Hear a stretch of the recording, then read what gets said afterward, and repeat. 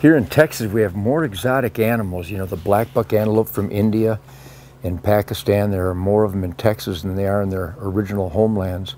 Same goes for axis deer and fallow deer and cyca deer, symmetry horned oryx, Aoudad sheep, and now we have some ibex on Spirit Wild Ranch here in Texas. But all throughout Texas, they've got landowners that saw that the Texas habitat was almost exactly like the habitat that these animals from Africa and Asia came from. And these animals are thriving, plus they're delicious. And let's get one thing perfectly clear.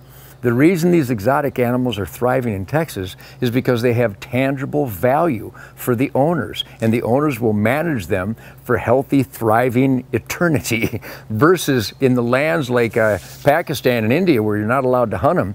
They do eventually get wiped out so they can grow chickens and goats and potatoes.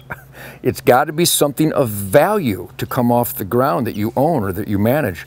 And in those foreign lands where you don't have freedom, you don't have private property rights, they make sure that they eliminate anything that's a liability and only have things on their property and grow things and produce things that are assets.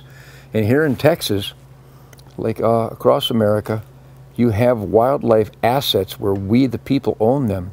And we, the people, are the conscientious conservation stewards of these precious wildlife resources, so they thrive. How about that, huh?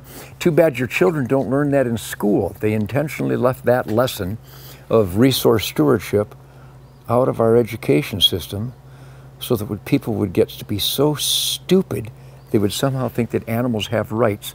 I guess the animal rights, they begin, is that before the barbecue or after?